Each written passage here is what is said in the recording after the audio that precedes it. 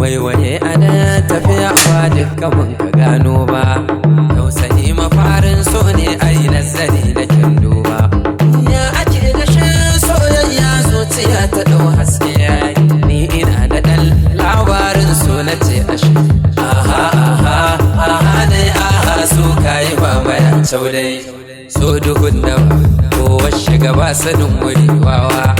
so farar guba ko wanda wuce ka ba sani gawa,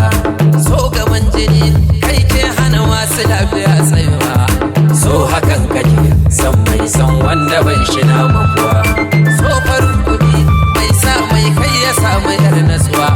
so bakin kuɗi mai sa zaune ta tashi sai kanwa, so kana da karfi kai kan buge jarumi ya zama gawa,